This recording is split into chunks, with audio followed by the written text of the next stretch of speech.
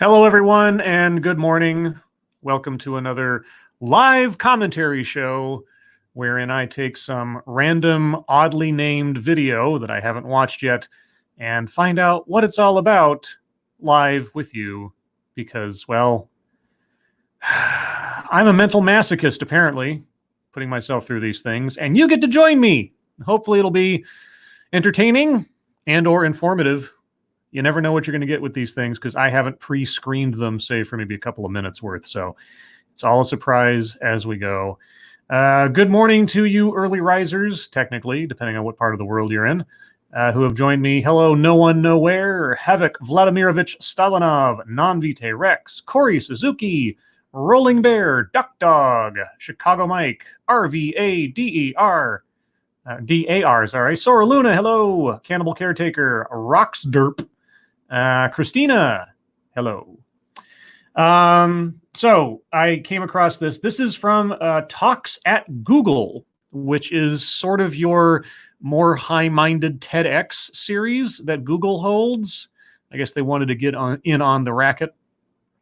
Sometimes they have interesting things. Most times they have, scientists and engineers and stuff. But occasionally they throw in somebody who is a little out there, like the guy who wanted to stand up and argue that Dr. Seuss and the Cat in the Hat was actually a racist caricature of minstrelsy. I have a video on that one way back when, so there was that. But yeah, so it's kind of a mixed bag, sort of like TEDx. But when I saw the title of this one, talking about feminist birthing or giving birth as a feminist or something, I just had to know what it was all about. So we're going to look at that here. Answer for some other people who've arrived. Shio Garath, hello. Big Assassin 80, hello. Joys of Sorrow, hello. Soraya, hello. This is Kyle, hello. And so, per usual, I will play the first couple of seconds of the video to make sure you guys can hear it. I have gone in and done what I can to boost the audio somewhat because it was a little quiet, at least as far as I could tell. So what I'm going to do, I'm going to play the first 10 seconds or so. You'll get the opening chiming, I don't know, theme song of this thing. You guys tell me if you can hear it, first off. And secondly, is it too loud? Because I can ratchet it back a little bit. Thank you, Manic. Appreciate it. Oh, and it's Dog Cat Fox. Yes, Dog Cat Fox is my little friend that lives with me on the moon in my moon base. Dog Cat Fox is my little pet.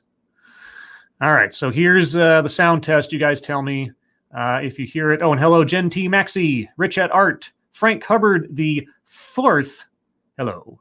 Devil Fruit Zero, hello. Okay, make sure I get all those in. I will say hellos later on. So here we go. You guys tell me if you can hear this.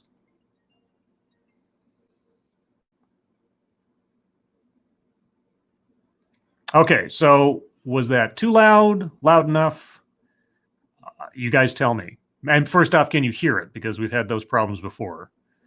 Waiting for the time lag to catch up here. Let's see. Heard nothing. No sound. Oh boy. All right. Let me try this again then. Okay, we're gonna click off that. Click on that. Share screen. Share audio. Do this. I'm sorry, guys. Live TV. Thank you, the gayest person on YouTube. Loving these Sunday streams. Hope you had a good Thanksgiving, etc. Thank you, gayest person on YouTube. I had a pretty good Thanksgiving. My official Thanksgiving with my family will be next weekend because we do a sort of combo Thanksgiving Christmas deal over at my parents' place. A little weird tradition we've just recently started. So we'll get to that. All right, I got to put the video path in here again because, that's just what I do now. Let's see. I got to get that and... Okay. My file was not found. Oh, come on. Why not? Oh, for crying out loud. This is... Okay, guys, give me a second here. I did this just a minute ago. There's no reason why it shouldn't work now. Come on. You see, I had my first technical difficulty before the stream even started. And yeah, that was fun. No, we don't want that. We want... Okay, I think I got it. 1 second. Sorry, guys. Is this going to work? What do you mean? It's right there. It is right there. Oh, for God's sakes. Technical difficulties, guys. Can I open this in Chrome by any chance? Yeah, choose another app. No, come on. This is stupid. You've got to... I just had this. Okay, guys, I'm going to mute myself just for a minute while I figure this out. So this will be technical difficulties time. I'll be back as soon as I can. Sorry.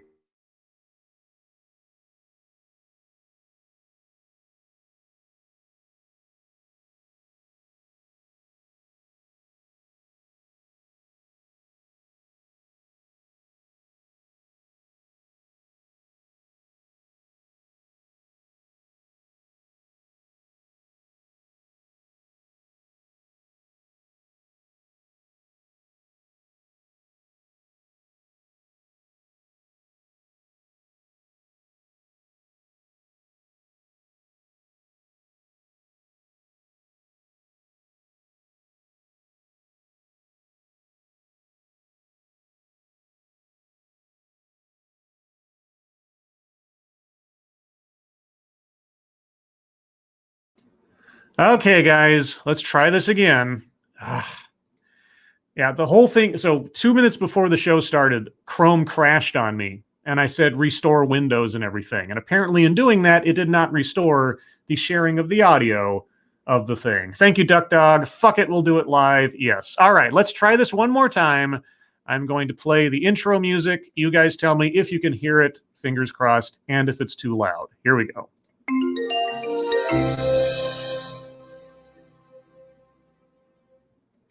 All right, did you hear that? Tell me that you heard that. So you have one for sound. Yes, everybody heard that? All right, was it too loud? Was it fine?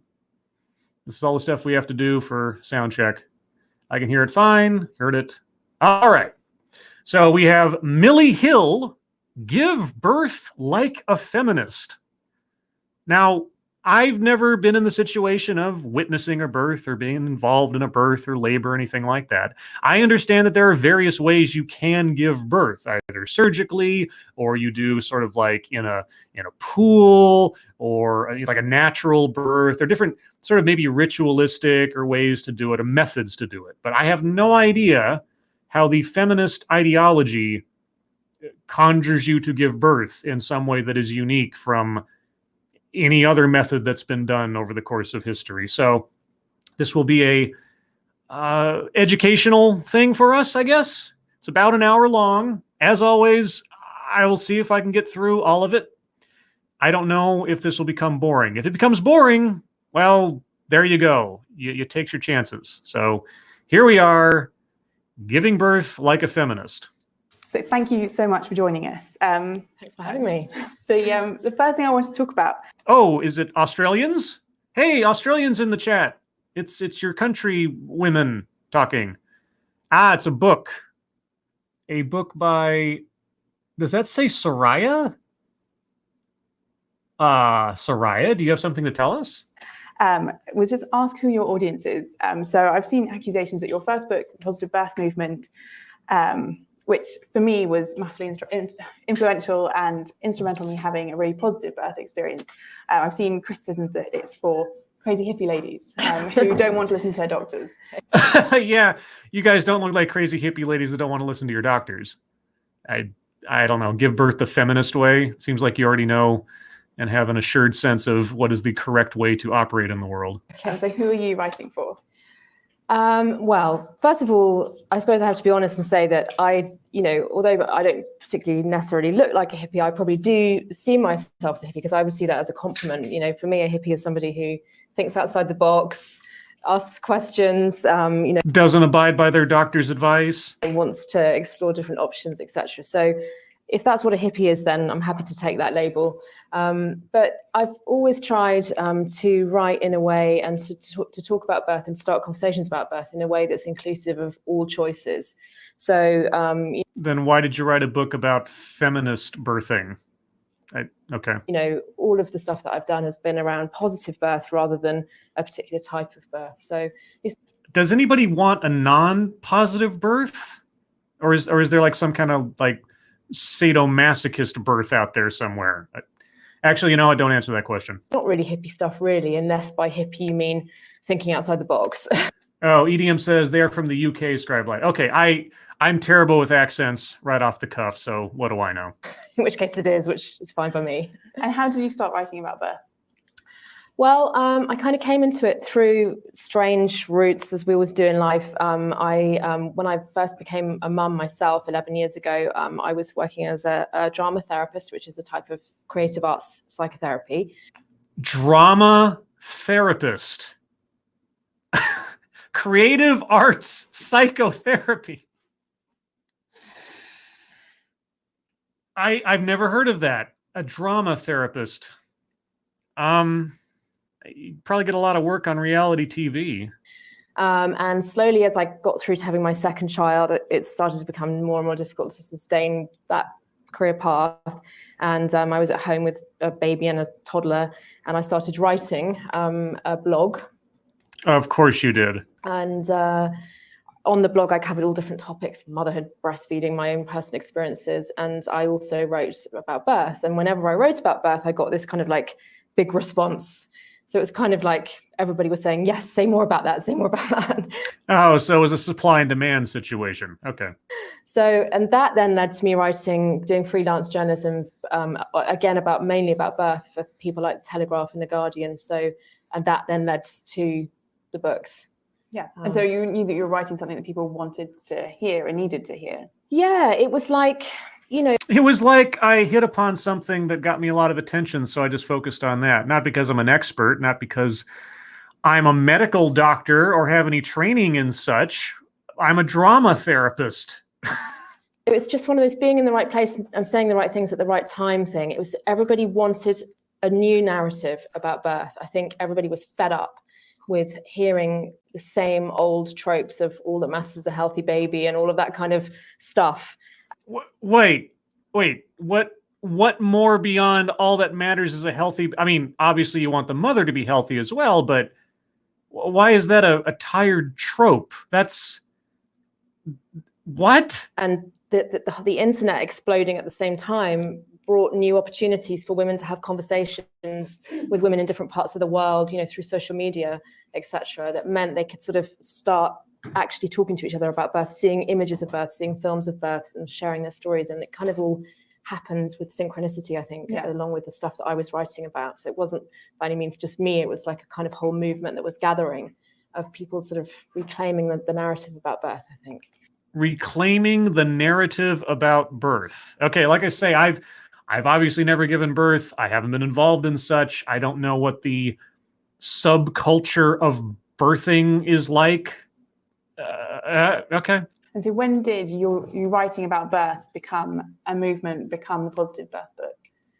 Well, because I'd become more and more interested in birth and was writing about birth, I trained as a doula. So if anyone doesn't know what that is, it's like a kind of like childbirth companion, someone who's with you while you're having a baby, but not in a medical capacity.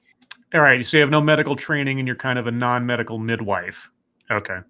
And I was becoming more and more interested and passionate about the issues around birth. And actually kind of looking back on it, I can see that was the feminist issues that were attracting me the most. And so because I trained as a doula, I decided to set up a group in my house once a month where women could come and just talk to each other about birth rather than being an antenatal class or a yoga group or whatever, or a hypnobirthing lesson. Hypnobirthing lesson? Okay. I just thought, in my own pregnancies, I'd felt I really wanted to have that space where I could just like hear, what are you going to do? What choices are you making? Why? What's happening to you? What's your consultant say? What's your midwife doing? Oh, you're doing this. I just wanted that kind of like space to talk to the women. So I thought, well, I'm going to set up a group like that in my house. At the same time, I was noticing, wow, on social media, we've got these conversations widening out. This woman in Newcastle who's been told she's got to have a cesarean because blah, can suddenly talk to not just the other people around her in her social circle, but she can talk to people everywhere in the world. And the power that was bringing to that woman in Newcastle was great, because it was like she could then go back to her consultant and say, well, so-and-so in this area has been told this, and I've been told this. So, because there are so many discrepancies in the messages and the information that women get when they're... Yeah, it's almost like a sort of live WebMD, which is always a really smart way to deal with your medical issues. Thank you, Corey Suzuki. You were born Scribe. That counts. Yes, I suppose that counts. Okay, so she set up a birthing support network of a bunch of women who don't know anything about what's going on in their birthing because they presumably have only been doing this the first time, and they've been sharing a whole bunch of anecdotes and different, I don't know, diagnoses amongst each other, even though they're all different people with different bodies and different factors. And, well, my friend told me that I should have birth this way. And or this doctor disagrees with you through my friend who I just heard in a group setting at my hypno. Yeah, sounds healthy. They're pregnant. So those ideas kind of came together for me. And I thought, well, rather than just little old me running my group in the middle of nowhere, why don't other people set these groups up? And then we could use social media to link them up. And then we'd have this kind of like power network where people could actually communicate with each other. It's almost like prenatal Amway. All under the same umbrella. So that was where the idea of the positive birth movement came from. It was one of those kind of like late night ideas where you think, yeah, that's a good idea. And you kind of like type something about it. And then you wake up in the morning and like, you're like, oh my God, my inbox is like rammed. Yeah, well, it's brilliant that you did it while you were in that moment of I should do this mad thing. Because you didn't wake up next morning and go, oh no. I know. Well, that's what I always say is if I'd realized what I was starting, I probably wouldn't have started it because it's like, this has become so massive and such a huge responsibility for me.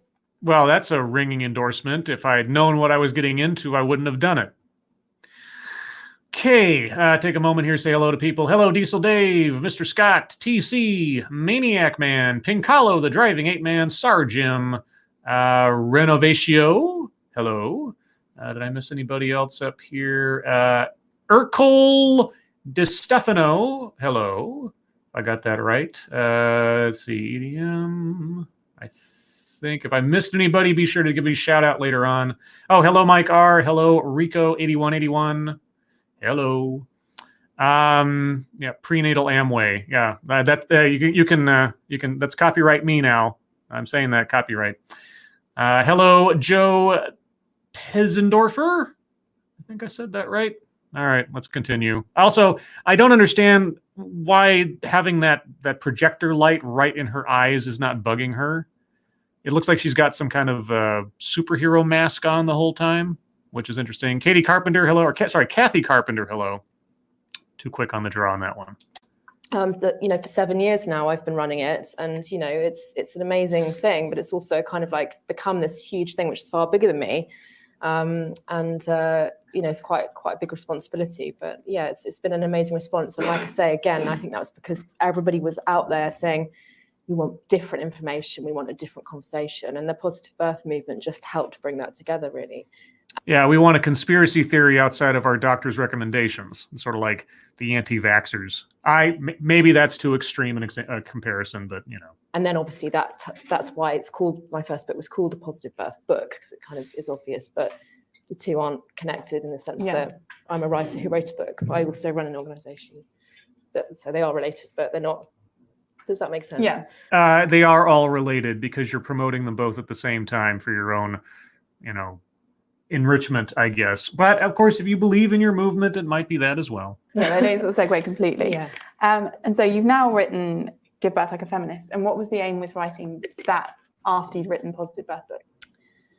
Well, I had to continue my career and keep things going because this window of opportunity only lasts so long because people are fickle. I think it was just a coming together for me of like, why have I got into this crazy place in the first place? So it was kind of after the Positive Birth book was published, it became very successful. And because of that, I got a literary agent. And we sat and had a conversation the first time I met her, and she was like, well, tell me about your ideas for the next book. So I kind of I went to her with a sort of scribbled back of an envelope, of like about 5 or 6 different ideas, and right at the bottom I'd written in like really small writing, Give Birth Like a Feminist, thinking, she's gonna think that's a really dumb idea. And when after I'd gone through them all, she said, that's the one we should do. So I was like, okay. Okay, so you didn't have, You had a whole bunch of ideas for the next book that were just sort of like titles, and then you had to build it from there. So did you actually have a philosophy of it prior to just pitching these ideas to your literary agent? I mean, I've never written a book. I've never written a self-help book. Maybe I should. Maybe I should do a book, what I learned from TEDx and how it's going to improve your life kind of thing. Let's see. Subpar Jenna Talia, hello. William Stenchiver, hello. Geyer PG, hello. Yeah, okay. So she had a grab bag full of titles, and the literary agent went like, oh, okay, we're doing this one. So then did she have to reverse engineer it? Like she has the title, now she has to come up with the book. Is that it?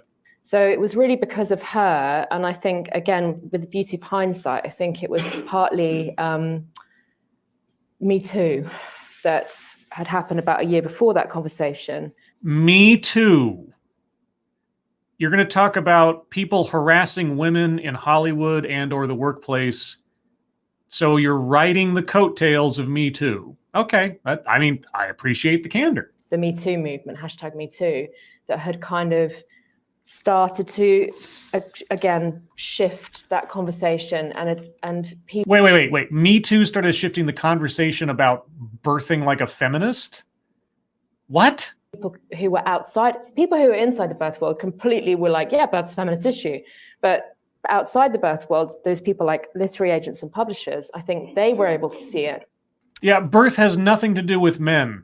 You know, I mean, men are not involved at all in the birthing of children in any way, shape, or form. They might as well just be not there, I guess. As a feminist issue, and see, yes, that there is a place for this book in the mainstream because of Me Too, because of the sort of new ways of thinking about women's autonomy that Me Too brought. Yeah, because that was going to be my next question, was calling it Give Birth Like a Feminist is quite a statement. And to say to a wider audience that birth is a feminist issue. Yeah. But that was your first idea. That was, you came with, it's got to be Give Birth Like a Feminist. Yeah, it's giving birth. Okay, so women don't have any autonomy in giving birth. Give birth like, okay, maybe not in the Western world, I suppose. There are places where, what you give birth to is mandated by the state, or what you're allowed to keep, or some women are forced into it, that kind of thing. Those are crimes, those are horrible, but generally speaking, in the developed world, you don't have autonomy to give birth. I mean, you have autonomy to not get pregnant. So, and I mean, you're the one giving birth, so short of you being forced into it, which I guess does happen in some horrible, horrible situations. What? It's a feminist issue. My brain is syntax erroring all over the place, trying to imagine how giving birth is a feminist issue. Of course, we've been told more and more lately that anything that involves women or could conceivably involve women is a feminist issue. So maybe I shouldn't be surprised.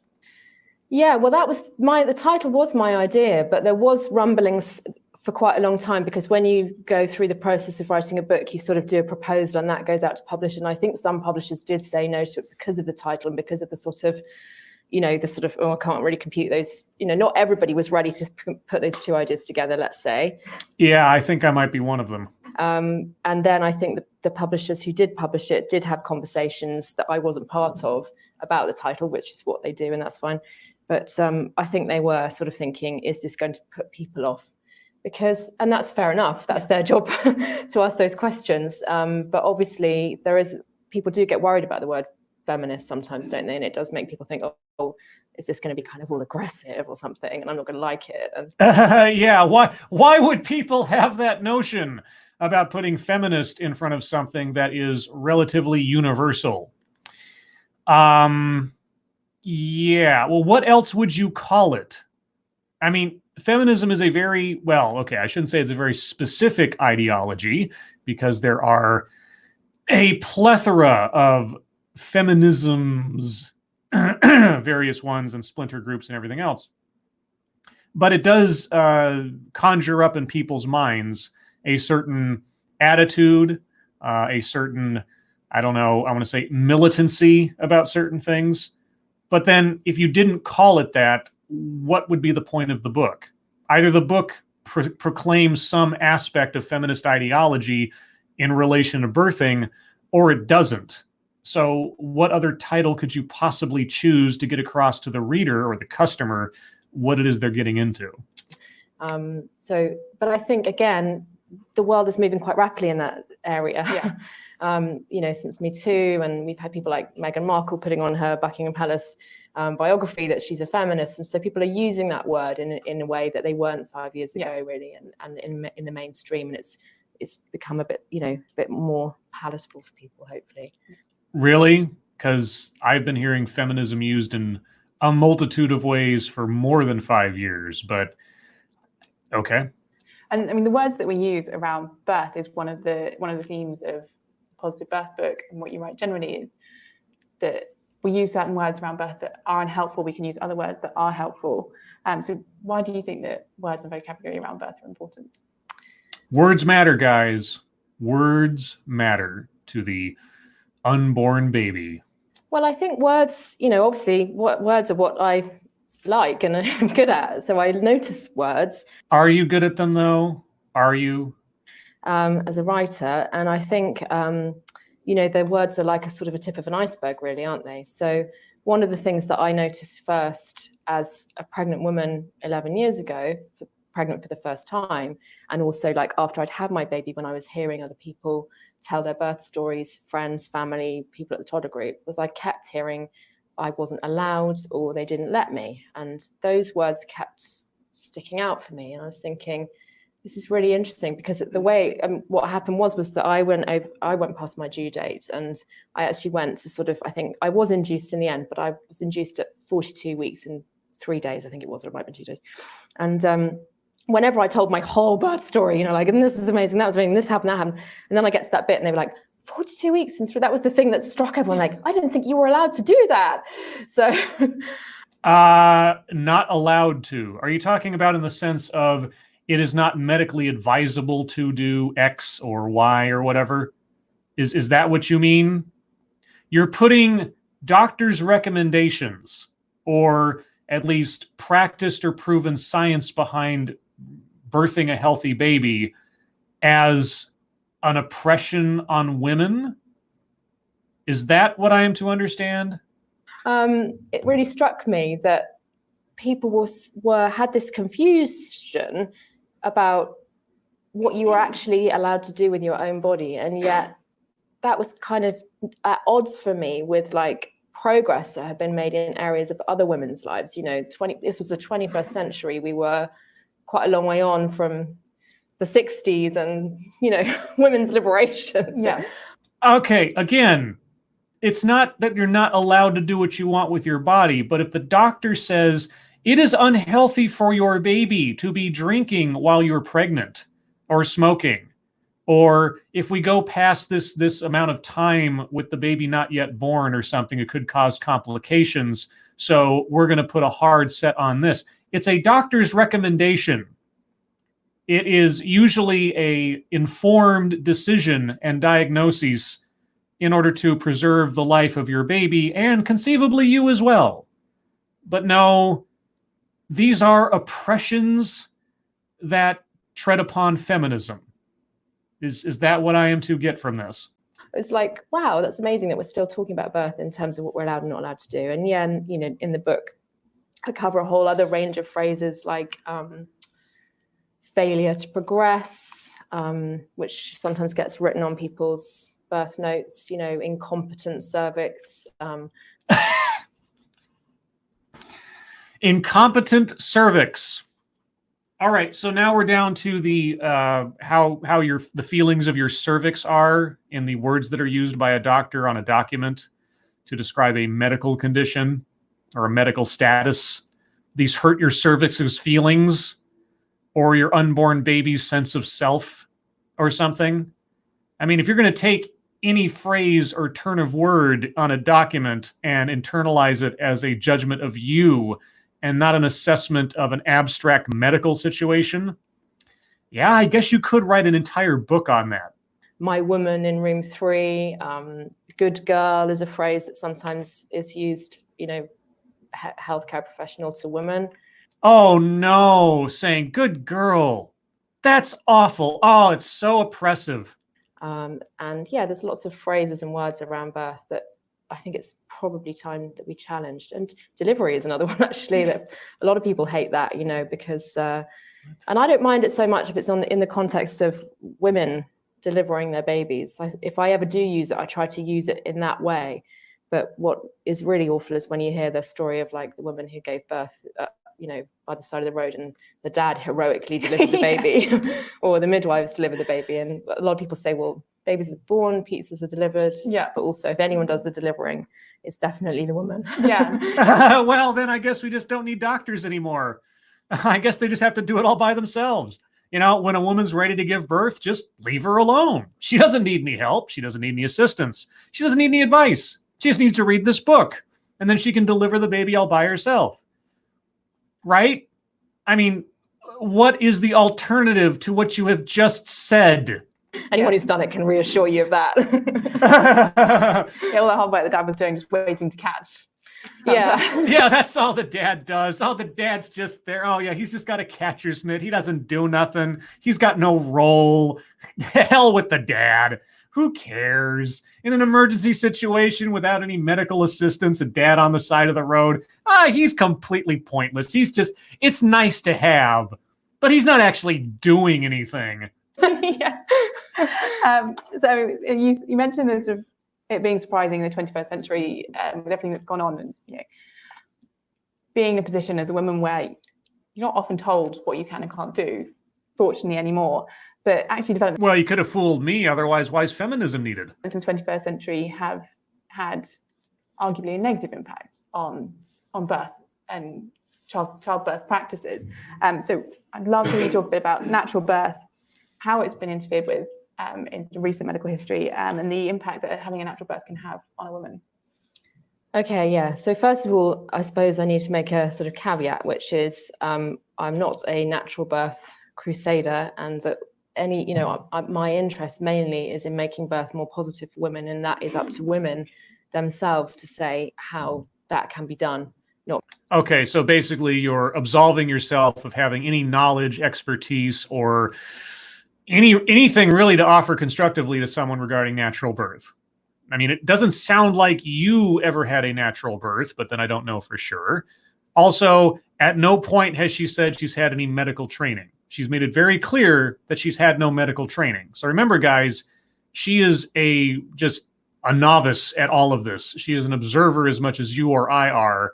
It's all opinion. It's not based on research. It's not based on any medical knowledge. I just want to make sure that's clear here in case anybody was fooled otherwise. Not me. But at the same time, I do think that we need, as women and as feminists, to have a conversation about natural birth. Because at the moment, truly natural birth, where there is nothing else apart from the woman having a baby, is almost extinct.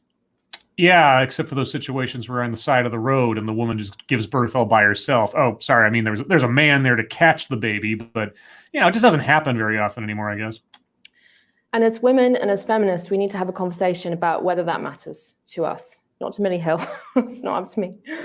But does that matter to the health of your baby? Might be a better question. Whether it matters to us as women and as humans, actually, not just women, men and women as the human race going forwards, does this have a value to us or not?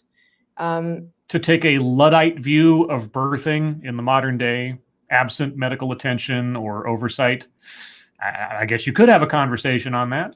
Even births that get chalked up as a tick in the natural birth box, there's been research done to show that when you actually break them down and ask more questions and look at the notes, you'll find that actually they weren't as natural as all that. Maybe the woman was induced, maybe there was forceps, maybe she had an injection to make the placenta come out.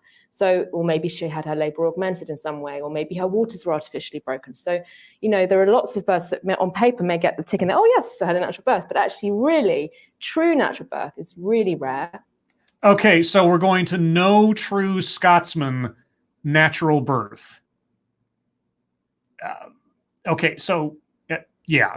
And what I call, and some women call, hands-off birth, which is when the midwife stays in the background and nothing really happens to the woman apart from her midwife's presence unless it's needed, those sorts of births are even rarer and almost impossible to get. And in fact, most people who do get them have to go outside the system to get them and have, employ an independent midwife, or even some women will free birth so that they can have that hands-off experience. It has been identified by people like the World Health Organization, and a recent thing in the medical journal The Lancet has described our Western approach of too much too soon. So what are you going to explain that? Too much too soon what? Too much what? There is too much intervention in birth. The difficult conversation is, what do we do about that? If it all leads to a healthy baby and a healthy mother at the end of it, what does it matter? And how do we identify which interventions are necessary and which are unnecessary? And it's very complicated. Yeah, it sounds very complicated. In the book, writing about the history of birth from sort of like the 15th century witch hunts and midwives being burned all the way through the sort of twilight sleep and all kinds of different developments through the history of birth is quite interesting. What you also see through that is a gradual isolation of the woman. You go from yeah, it's almost like treating birth in an ideological lens is not productive, and instead approaching it from maybe a science or health-based lens might be a more healthy way to do it. But no, we have to add feminism to it now, to where you're going to distinguish between whether or not, you didn't actually have a real natural birth. I mean, there was a midwife there. And did you drink distilled water? Birth being a kind of community event where a woman would have been attended by sisters, wise women, people in the know, and it would have been a kind of loving help, like everyone coming together to help this woman, maybe singing to her, bringing her special food, singing her special songs, giving her massages. Yeah, all those people in the maternity ward, the doctors, the nurses, your husband, all those people coming together to help the mother have the baby in a loving and caring situation where the family's there. Yeah, that has totally died off. So instead we need to have a ritual of just women and elders and singing. And I mean, are you talking about birth? Or are you just talking about ritual? Because these things are completely separate from one another. Birth is a biological process. It'll either go well or go badly or go somewhere in between, depending on what assistance the mother has, what can be diagnosed ahead of time, etc. And that requires a little bit of science. But if you're going to be like, we have to have dancing in circles and different herbs burned in the air and that kind of thing, that's all pomp and circumstance. It means nothing. So is that a feminist birth with singing and dancing and only allowing women in? Is that it? Comforting her. Now, don't get me wrong. I'm not saying I don't know how to get you right, lady. Let's go back to that. And yes, you are. You're saying that. You're glorifying ancient ritualistic practices as something that is more pure, more feminist. That is exactly what you are saying. Fuck out all the medical advances of the 21st century. I'm not saying that. Yes, you just did. You were being all snobby about what counts as a natural birth, as though it were some kind of merit badge that I had a natural birth. Oh, but you had your water broken artificially. It wasn't natural. What the fuck are you talking about? But we need to think about how can we return to bring some of the element back into birth, because that's kind of what we've lost as we've come through history. We see women being put on the bed, on their backs, to make it more easier for the obstetrician or the doctor to see or to use the forceps. And we see women turning to hardcore pain relief, like twilight sleep, like epidural, as a response in a way to the situation that they're in. They're wanting to absent themselves from it in some way.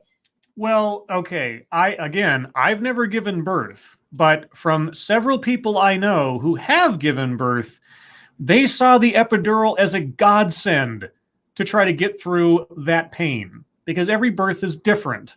I mean, some women have had birth and it just happens, and it was no big deal and nothing major happened. They just lucked out in their anatomy or the circumstances. But a lot of women, it's not an enjoyable experience. They try to make it all, oh, this is a lovely, beautiful experience. And then it actually starts happening. And they're like, give me drugs, Not everybody, for sure.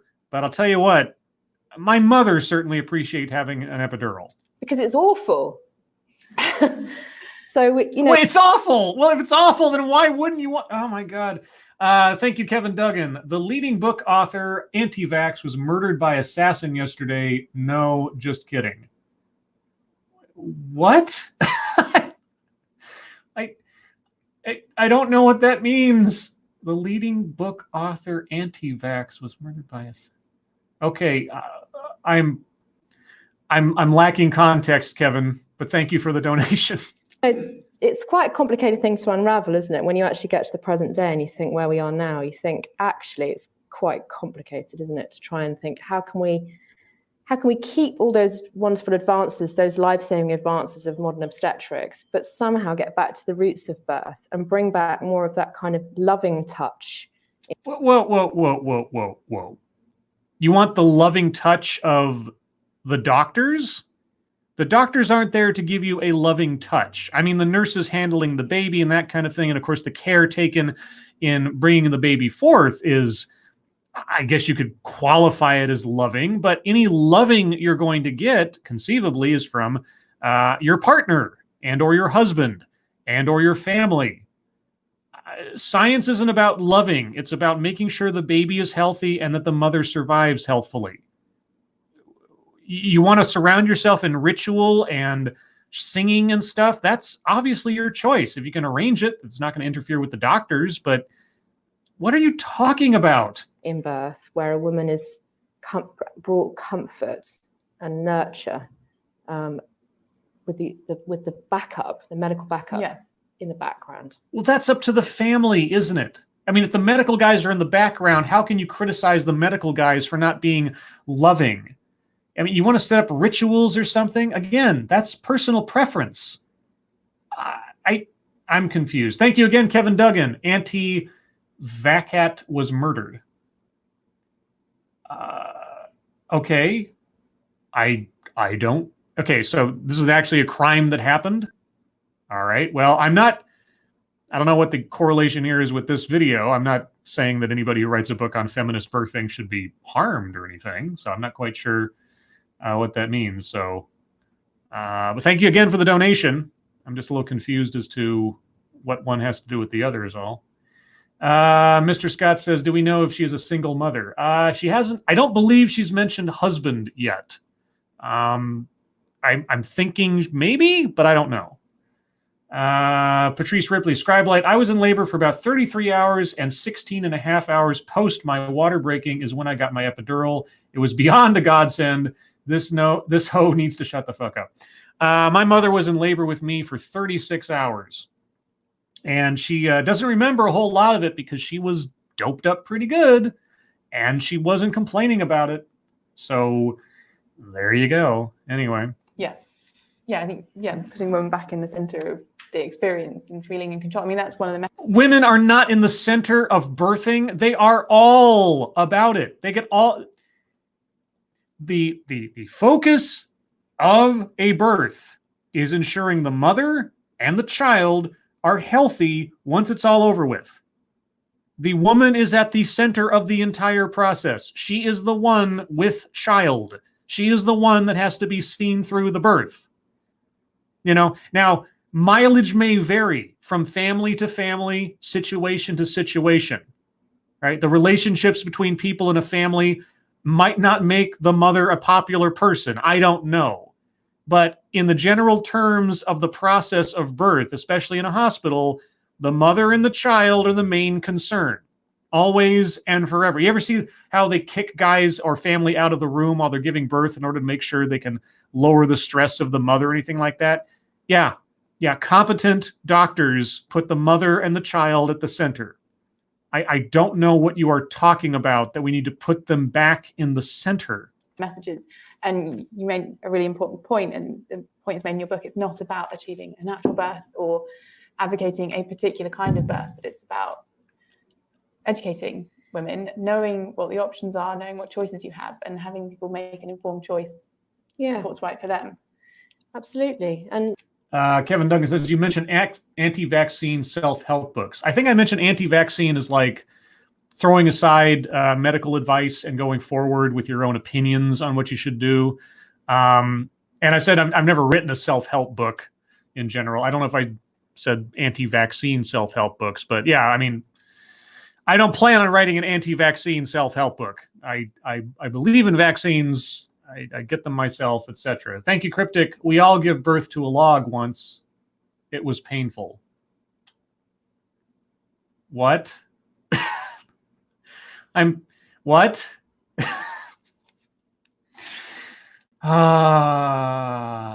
Okay. You know, natural birth becomes more possible if we do less.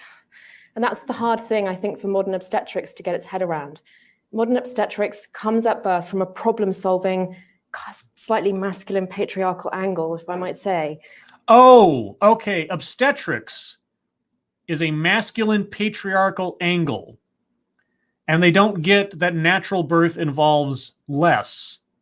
Probably because they've spent their lives studying to become obstetricians, because they feel that that is a necessary factor in ensuring the health of a baby and mother through the course of birth. So if you want to do less to reach a natural birth, then you're removing obstetrics altogether. Because like you said, anything that you checkbox that isn't a complete natural birth involves any intervention whatsoever is not really a natural birth.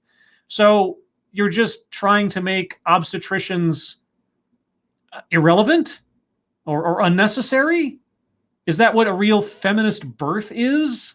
And what needs to be done is not like, what can we do to fix this problem, but what can we not do? What? You know, when you look at stats from care providers, you know, midwives who are more hands-off, you will see that they've got 80 to 90% of women in their care from all backgrounds, from all risk factors, having a straightforward natural vaginal birth. Well, no, that is not the figures that we have in the kind of mainstream system in the UK or many other places in the world today.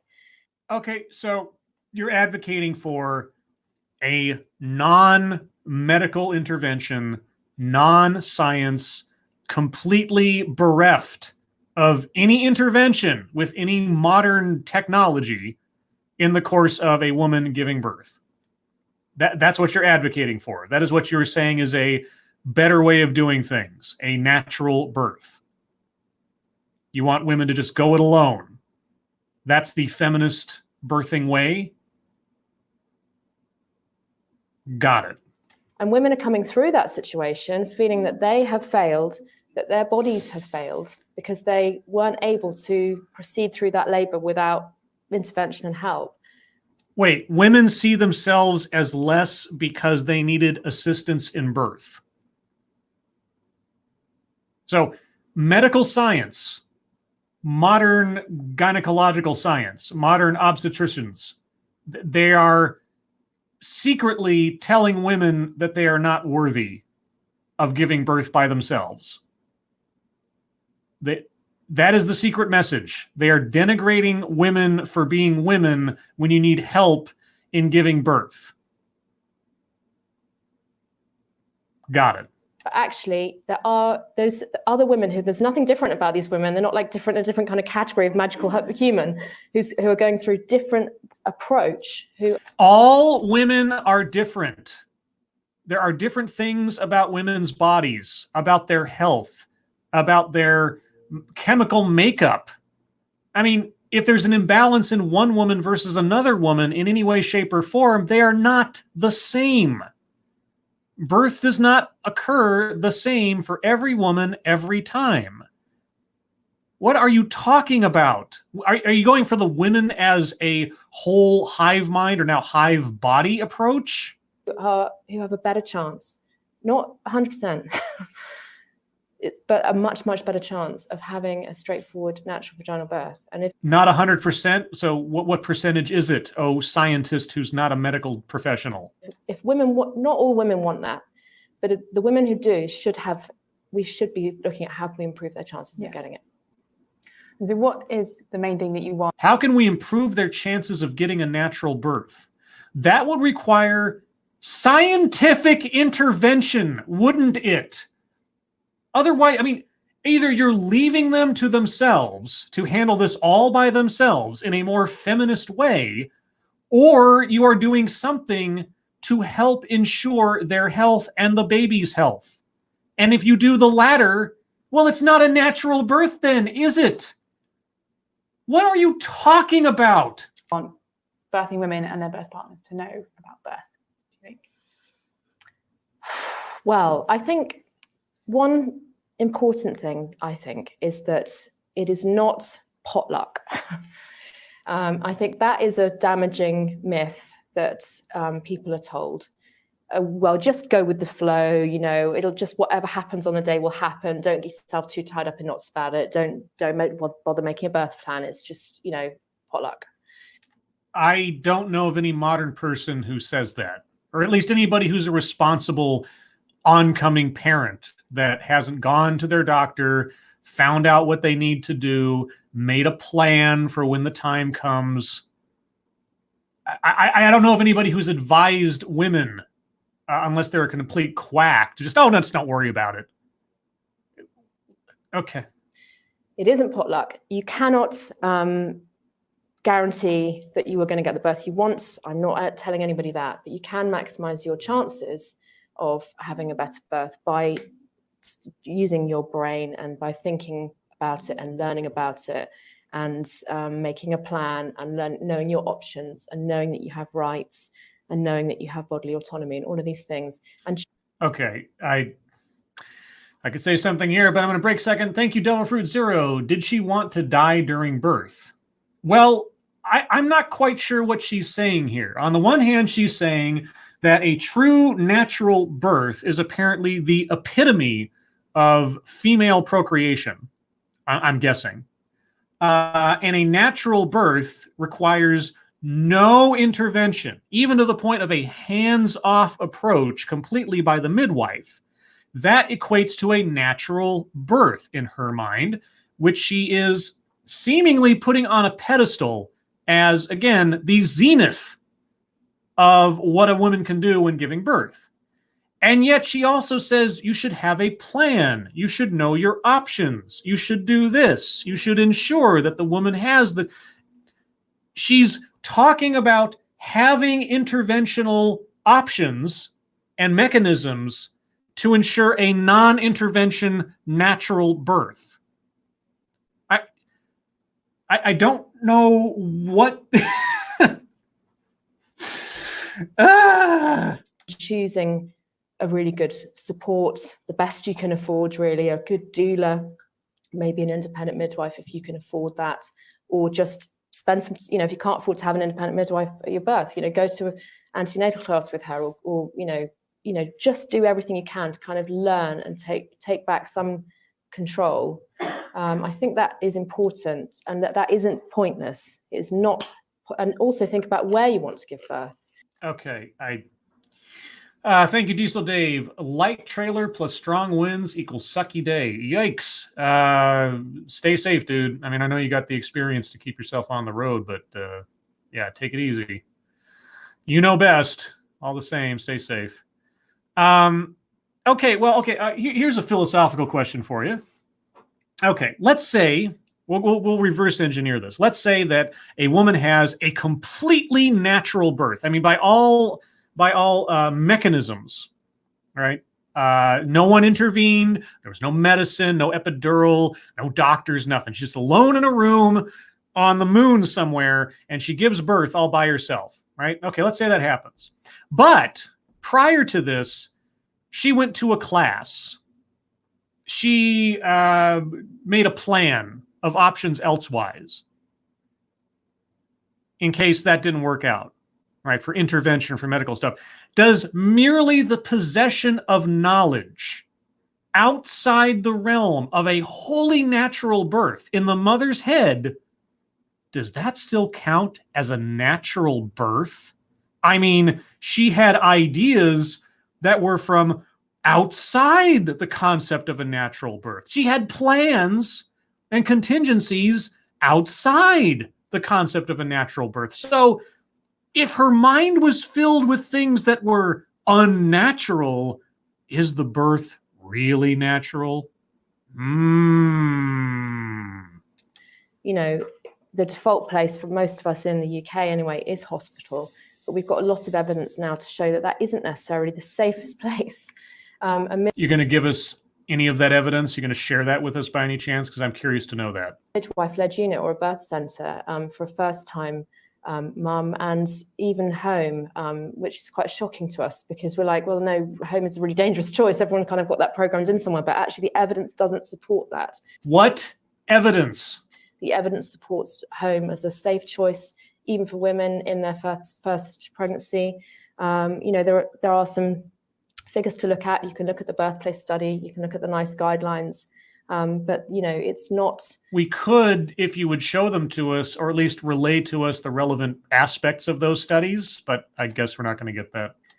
It's not a crazy idea to think about, well, maybe I'll stay at home and then maybe I'll go to hospital if I feel like it. You know, it doesn't have to be one or the other. You know, you can really explore all those options, think about your choices. Yes, and for me personally, that's what I did. You know, actually, I mean, read Positive Birth book and seeing the statistics, and I, at some point, thought maybe I'll have a home birth, and some people thought it was completely mad. But yeah, some people think it's completely mad to go through your first pregnancy all by yourself in your house, where it's not sterile, not necessarily the people there that need to be, or you know, the conditions necessary to try to ensure the health of the child. Yeah, it is completely mad. Also, if give birth like a feminist does not mean a completely quote unquote natural birth, then what are you talking about in giving options? I mean, the book, if a book says give birth like a feminist, and it says the way to give birth like a feminist is to have a birth that is interfered by medical science, other assistance, drugs, oversight, etc. Okay, I mean, is there one, if there's not one way to give birth like a feminist in calling it like a feminist, then it really doesn't mean anything, does it? Which sounds awfully familiar, given the fact that I've been told on many occasions by many quote-unquote experts that there is no one way to do feminism. So if there is no one way to do feminism, then the word feminism doesn't mean anything. But it's taking the statistics that say that there is a marginally higher risk if it's your first child having a home birth, and then considering the other factors. So I was 5 minutes from a very good hospital. Exactly. And so that to me is a huge difference to someone who's even half an hour away. I knew that if I needed to, I could be in hospital very quickly. And so that influenced my decision and made me comfortable that it was still the right place for me to give birth. Yeah. And yeah, that, I think to me, that's the value of the movement. Is the value of the movement is to promote natural birth, but also keeping in the back of your mind that you can still go to the hospital afterwards. Okay. helping people to inform themselves. Yeah, become informed and think about your options, your personal options. Don't let anyone give you sort of blanket advice that is applicable to every woman, because But you just did that. You just you just said that all women, etc., and this, that. You wrote a book, How to Give Birth Like a Feminist, and you're warning against giving blanket advice.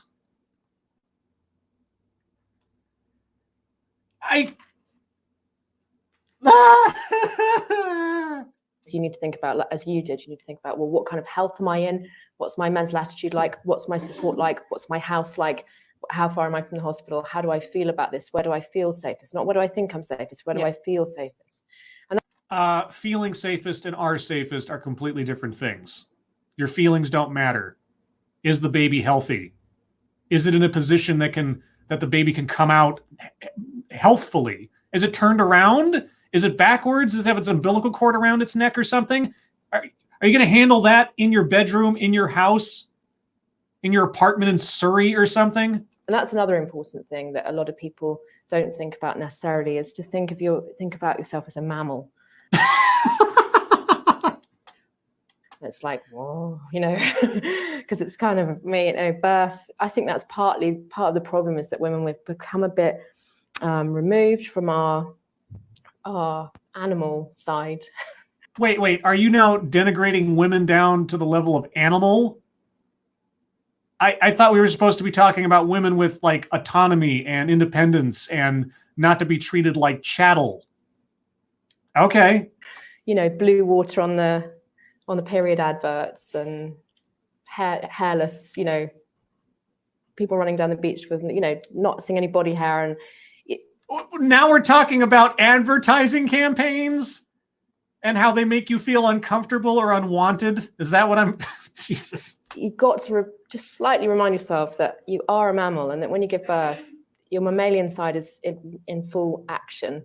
So, the birth hormone oxytocin, you can't give birth without producing oxytocin. If you don't produce oxytocin, you'll be given oxytocin, synthetic oxytocin, unless you're doing a natural birth.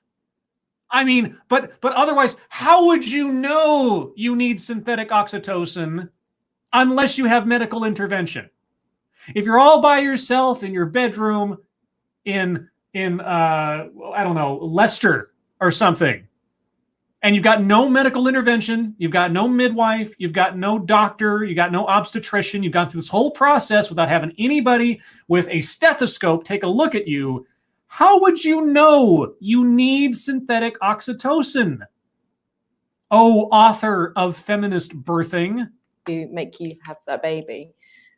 So think about, how am I going to, you only produce oxytocin in an environment where you feel safe, uninterrupted, undisturbed, just like your cat might go and find the bottom of the wardrobe and hide away in the dark to have her kittens. And of course, the safest place to feel, or the place to feel safest when having a baby, is in your bedroom without any medical attention.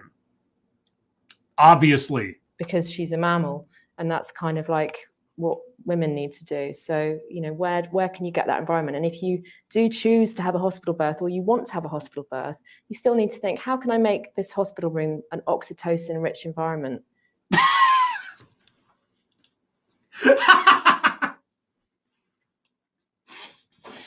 How can I make this hospital room an environment rich with a natural hormone? I don't know, bathe in it, make cologne out of it. I don't know. For me, because otherwise your labor won't progress, because it can't without oxytocin. Yeah. Simple information like that. Yeah, simple information. But like I said, if you have ideas in your head that come from modern medicine, is it really a natural birth? And do you think that there's a risk of women feeling like having a good birth is something else that they have to achieve? If we're saying you put more power back in women's hands, do you think that will just become another burden as well as having it all? You've made having a natural birth sound like some kind of merit badge. You've made it sound like some I don't even know how to put it, like some achievement to show how much of a woman and or feminist you are. You're promoting that with the title of the book and in what you've said already. Okay, so you're already supporting the idea that the empowered way to have a baby is all by yourself in the woods somewhere without anybody else around, effectively. And who cares if there's a man there or a midwife? So how could you... I'm curious to know her answer to this question. Not really. No, because I don't think that we set women up to fail. I think women already know what they want.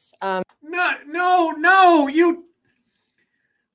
you've just called obstetricians patriarchal agents, and that women are being told through the words being used that they can't do something, that they are oppressed. You've just said the modern practice of, I don't know, obstetrics and maternity are inherently detrimental to the independence of women.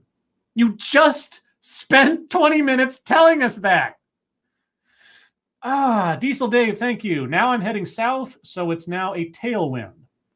Well, that just means you go faster, right? That's good. You'll get to where you're going quicker. I don't understand the science of long haul trucking. I don't. So it's probably not a good thing. Probably. Okay. Most women want to have a birth that goes the way they want.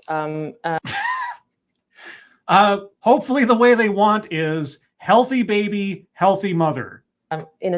For a lot of women, that's in a straightforward way. You know, hands up who wants a forceps delivery. Not many people are going to like say, yeah, that sounds great. I'd really like that. So, you know, some people may want to have a cesarean and that's their choice and that's fine. But, you know. But you know what? This idea that we're setting women up to fail by informing them that they have choices, I think is a strange one that I do hear it a lot, you know, and also when you get to the other side of birth, if you're feeling awful about the birth, that's, you know, maybe speaking with my former therapist hat on here, but that's normal. Yeah. If you've had a life experience that was upsetting for you, it wasn't the way you wanted it to be, and parts of it were maybe distressing or traumatic or you didn't like, then you will feel sad, you know, upset, disappointed. You'll have those feelings. We don't. If something does not go the way you wanted to, if it turns out badly than you had expected or hoped, you will feel sad. Wow, I am stunned by this insight from our drama therapist. You don't have to tell women, oh, you shouldn't be having those feelings. The only reason you feel like that is because of that crazy hypnobirthing woman putting all those ideas in your head, or you shouldn't have made that birth plan, then you wouldn't be feeling that way. In a way, it's almost like when we do that, it feels like we're blaming the woman, and we're taking the focus off the birth system, which is it's the birth system that should be reflecting on what they could have done differently, not the woman.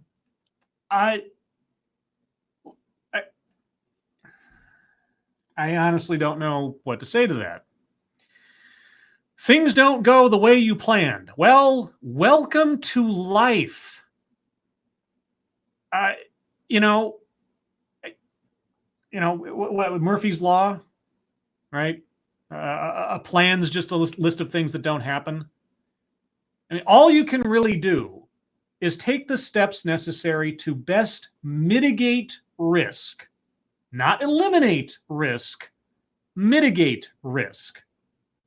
And your risks increase the less advice, intervention, or help you have in the course of giving birth.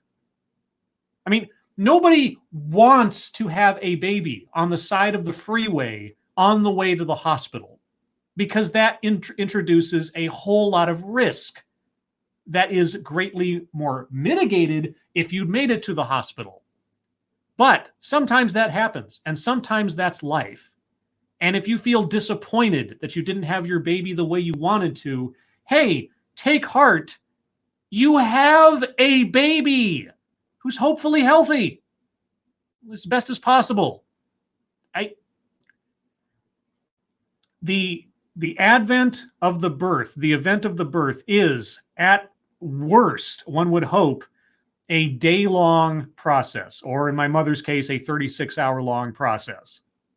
But after that day and a half of time, you have a child to raise for the rest of its life, the rest of your life. So what are we focusing on again?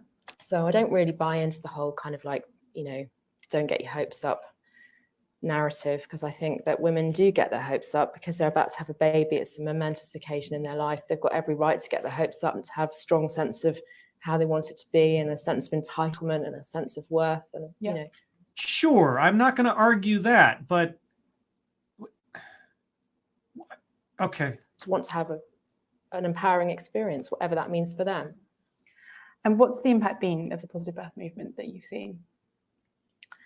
Well, I think it's been positive, amazing, really. And Thank you, Diesel Dave, again. Helps maintain speed using less fuel and less tension in the shoulders and hands. Okay, so it takes a little bit of stress off, the tailwind. I'm not a physicist, but I've played video games where wind mattered, so I can pretend I know something about it. I'm sort of like this lady. I think it's, obviously it's part of a much wider change. It's not all down to the positive birth movement, but I think, and again, like I said earlier on about social media, I think that has played a huge role in changing women's way of looking at birth as well. So I think it's been really positive because women have been able to share their stories with each other in different ways. And I think we've still got a long way to go. And long way to go towards what? What is the end goal? Some days I feel really optimistic, and other days I feel like, this is a bit of a difficult battle in a way. What is the winning condition? You're battling, you've got a long way to go. What is the utopian ideal of women giving birth? I'm honestly curious. I mean, if this is all about leading towards some utopian birth situation, I would really like to have that articulated. I'd like to know where we're coming from here, even if I think it's nonsense. I want to try as best as I can to understand. Well, because one thing that you absolutely aren't saying is that doctors and obstetricians are unnecessary. And so are you starting to see that message be understood, and are you starting to see changes in their practices? Yeah, I mean, I think there's a lot of good things happening. But it's pockets, and it's the overall. Obviously, there's some amazing individuals, but what we need is the cultural change. And what does that mean? I'm not sure that's happening yet. What does that mean? She wanted examples. Like, what does this change? I mean, has there been a doctor who has read your book and thought differently about how they approach their patient or something? Does their bedside manner shift because of your book? Maybe the medicine won't shift. I would hope not, given the fact that you're not a medical professional. But I mean, if you could point to a doctor or a hospital or something, like a hospital administrator who read your book and decided, there are some changes we can make to our environment to make it more, comfortable for women. So we went in, and I'm just making shit up here, guys. We went in and we repainted all of the maternity rooms. Instead of it being the sort of cold green, we turned it into, we painted them all a very bright and warm yellow or orange or something, because the aesthetics alone, it can add a certain measure of psychological comfort, right? Something like that. If you could say something like that, if you could point to one example like that, I'd say, okay, well, I mean, it's something, I guess, but you got nothing. You can't point to anything. You're just talking in words. What has changed? You've talked to all these women, right? You've talked to all these different women about their experiences and what they got from this book and all this other stuff. And there's not a single example of how this translated over into actual action on the part of either the industry or a hospital or a clinic or a specific medical professional. I mean, you don't have one? Okay. I'm going to take some questions from the room. Thank you. I was really interested in your talk because I'm planning next year to potentially become pregnant. But I'm terrified, absolutely terrified, for all the reasons you said. Everybody says what can go wrong. Where would you suggest I start? So your boyfriend, I'm assuming, or your partner, is trying to assure you and calm your fears. Of course, you're reasonably, concerned, because it's not an unwise thing to be concerned about how you're going to deal with giving birth or becoming pregnant and all the other things, because ultimately you want to be healthy and you want your baby to be healthy. So does him trying to calm your fears before there's something to worry about, is that really a bad thing? But okay. Well, first of all, I would say I know exactly how you feel, because when I was pregnant for the first time, I was also completely terrified. That was the first thought that I had, was, apart from, oh my God, I'm pregnant, I was like, oh my God, now I'm going to have this baby. Oh my God.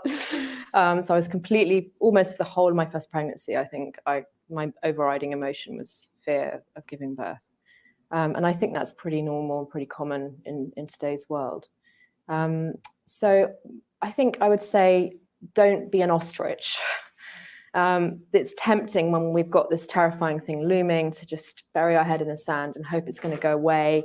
And also to kind of like take on those messages that come around like, oh, just go with the flow and you can't really control it anyway. And so you just think, well, I just don't have to do anything. I'm just going to pretend it's not happening until it happens.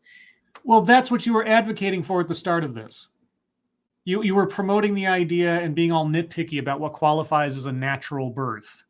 In the absence of intervention, the absence of medical attention, the absence of a midwife. But now we're saying you have to make a plan, you have to look at your options, etc. So is the feminist way of giving birth the absence of any outside intervention in a birthing process, or isn't it? I guess that's where I'm coming down on this thing. So I'd say don't do that, and try and slowly replace that fear with facts. But facts are irrelevant. The mother knows what to do, right? It's a natural thing. They don't need assistance. They don't need the man there to catch the baby. The mother they know how to give birth. You said that.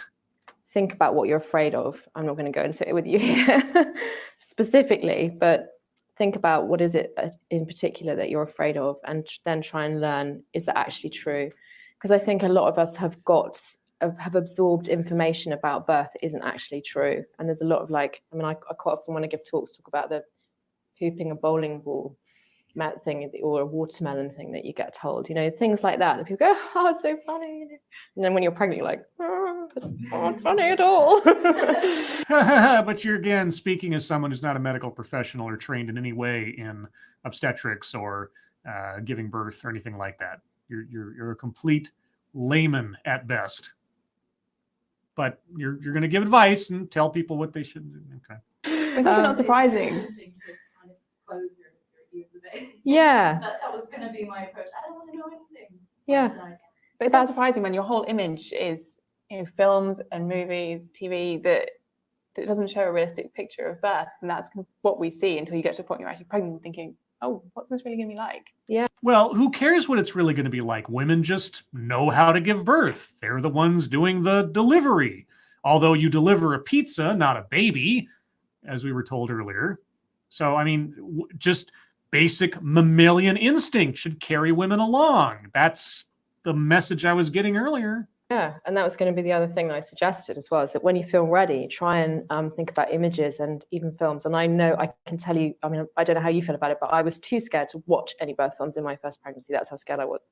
Because the only frame of reference I had was either like One Every Minute, which I found absolutely horrific, or the school video that they showed me of like this woman in like a Laura Ashley dress and like 1980s glasses like on a bed looking like really distressed, and people panicking around her and that sort of thing. So those were the only sort of images of birth that I had. So it took me until my second pregnancy to try and look at different birth films. And I've actually put together on the Positive Birth Movement website, there's a whole like entry-level set of birth films for people, specifically for people who are afraid, where they're not scary birth films. Not that they're, but you know what I mean? They're specifically chosen to help just ease you in.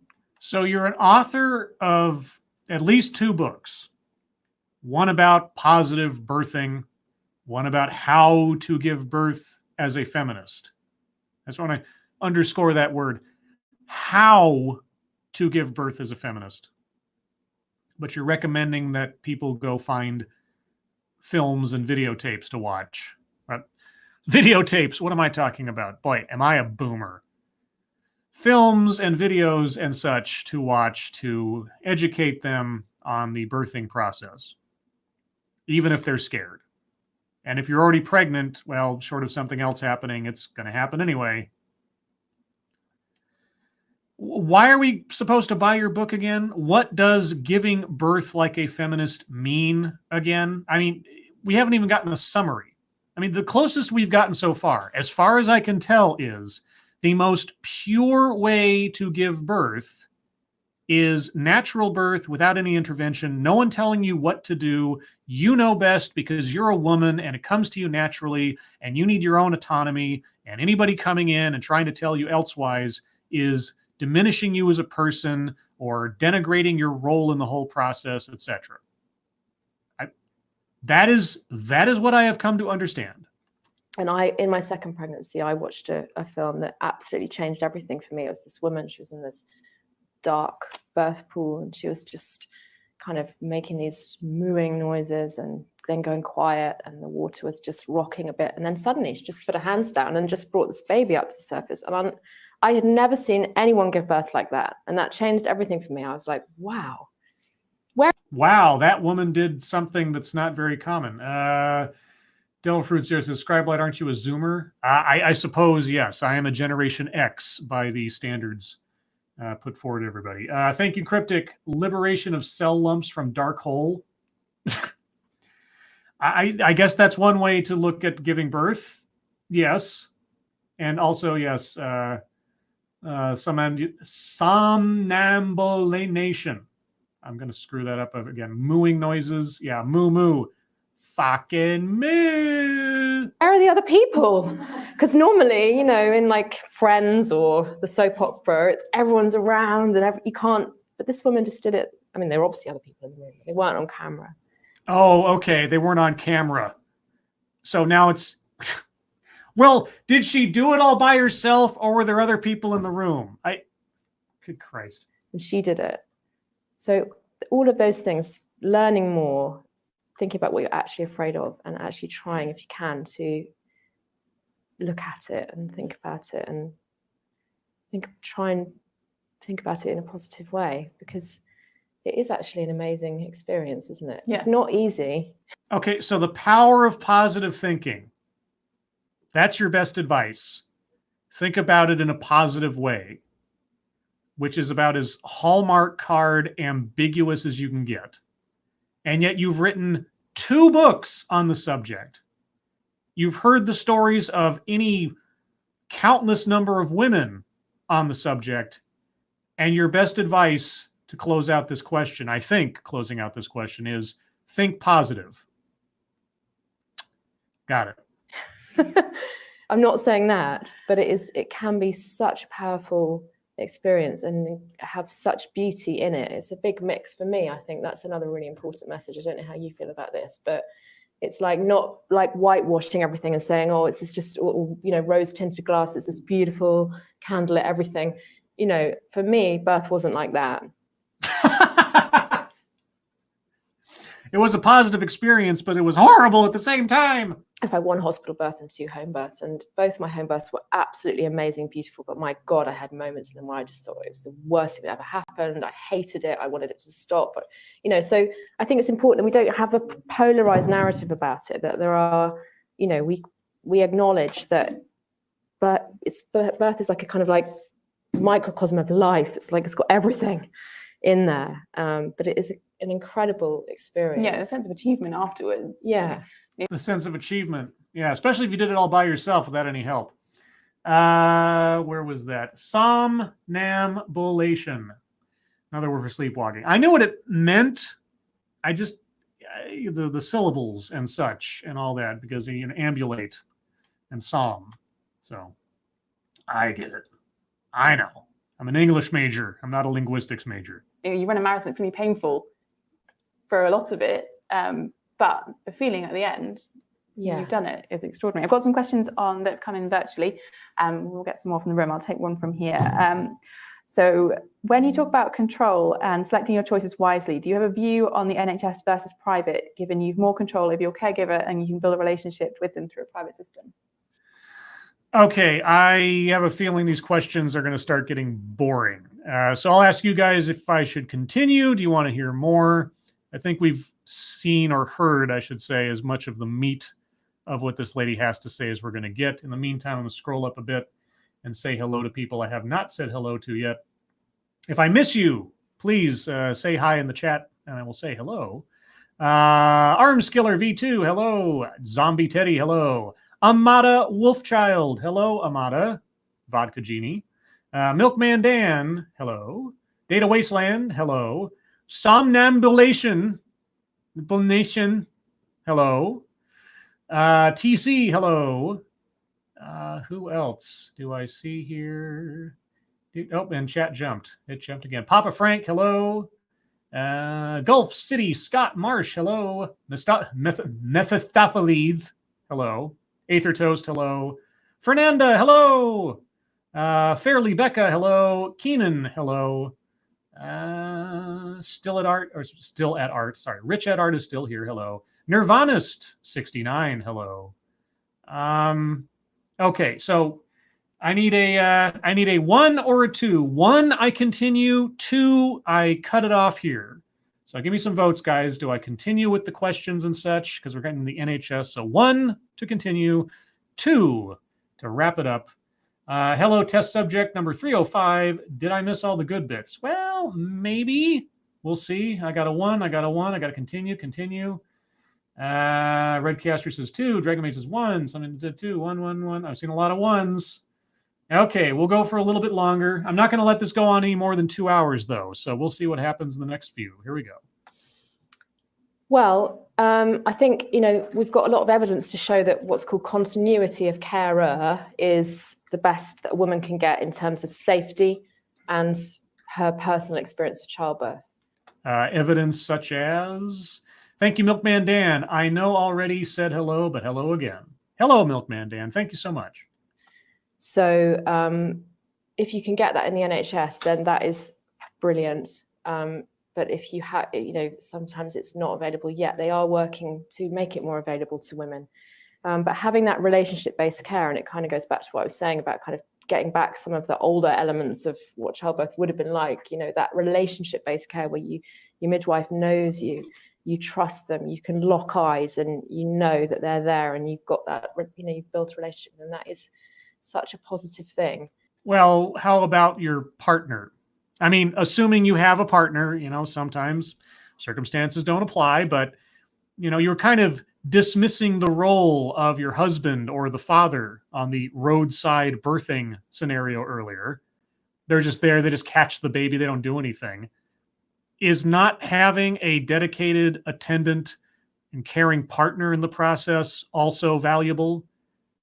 I mean, does it only have to involve outside parties to the actual creation of the child? Are we going to give any credit to, and not just the man, but just your partner, right? Even if it's another woman, I don't care. Why are we not talking about the other person involved in this process? The person who conceivably helped create and or will help raise the child. We've heard nothing about that person in this. Only midwives, only doctors. And when that person has been brought up, it's been very dismissive. I mean, is it the point of giving birth like a feminist to just excise any male participation whatsoever, that the literal patriarch of the oncoming child should be removed from the equation? Because that's what it sounds like. No matter how birth goes. Because, if you trust someone and they say, and you've known them for a few months, and they say, look, this isn't going to happen, this home birth you wanted or whatever it might be isn't happening, we need to do this now. And then you don't have to have any anxiety about whether they're giving you the right advice. You've got that relationship with them. So thank you, Cryptic. Nah, us men are just the turkey baster. That unless or until she says something else different, that's kind of what it sounds like. Private, I don't know. It shouldn't have to be. We need this in the NHS. We need continuity-based, relationship-based care in the NHS. But we also, part of the birth conversation is thinking about people in this room with bumps who are giving birth in 2 months' time. What's the best thing for them? We also need to think about what's the best thing for the future, and those two things might be different. Yeah. Okay, continuity of care, having a consistent doctor that you're consulting with from the beginning to the end, I will agree. That is definitely a positive, because at least then you've looked someone in the eyes. They know what your situation is. They've established a relationship with you. Trust does help. And that's true for just about any condition, medical or otherwise, that you have a consistent communication with someone who knows your case. It's like a lawyer or a doctor or something. It just, that would be a good thing. Although I can imagine in an organization as ginormous and as Kafkaesque as the NHS, that might not be conceivably possible all the time. So I guess that's a British thing to work out. Because we can't change everything before in the next 2 months. And just adding up to what you said, you do get continuity care with the midwives, at least in like Southwest London, when you apply for, when you choose a home birth, because there's a man there. What is he doing there? well, in a hospital, it's really hard to have the same Was he just mansplaining to someone? midwife the day, whichever day is going to be you give birth. Yeah. There's shifts, and in the end, you don't see the midwives of the hospital, the ones you see for the appointments. But for my second one, I did do the home birth team, and it's usually like 2, 3, or 4 midwives that take care of you during the whole pregnancy, and it's only them, the ones that are there. Yeah. So you know them all, and yeah, it's really nice to have that continuity care. And you Was that a question, or are you just showing off that you had this stuff done? do get it if you opt to go for, if you choose a home birth. I know for a fact that you Yeah. Well, it depends where you live, but you're much more Yeah. likely to get it if you choose a home birth. Yeah. Right, yeah. It's a bit of a postcode lottery, but yeah, definitely for home birth, better. Can you help? You said something that was really helpful for me, and I'm wondering if you'd speak a bit more and help me detangle the difference between, like, if you make a lovely plan and you've got the best of intentions and it goes poorly, actually it's okay to feel like a bit crummy about that afterwards, but not feel failure. Because with my first, I had the best of intentions and I did all the and then it just didn't go that way. And what I'm trying not to feel like that was a failure, but also like own that, yeah, it was kind of crummy. Was your child born healthy? Are you, in the aftermath of it, healthy? It's not a failure if you give birth to a healthy baby. And even if you don't give birth to a healthy baby, I mean, the failure might not be yours. It might be just circumstances. It might be just the fate of the gods or whatever. I mean, how do I stop myself from feeling like I'm a failure? That is a personal question. But of course, our speaker is a drama therapist, so maybe she does have an answer. Can you just talk a bit more about that? 'Cause I heard you say something about that. Okay, the audio has desynced from the video now, guys. That's not me. If you're seeing that too, that's not me. Okay, well, I guess, Oh, now it's fixed again. Okay. is it to do with who or what failed in that first birth experience that you need to maybe think about? Like for me, like not talking about your specific experience, but just generally, I think quite often women feel that they failed or that their body failed. And that is sometimes true, like women's bodies, like in all of our bodies, not just in birth, but they don't always work right.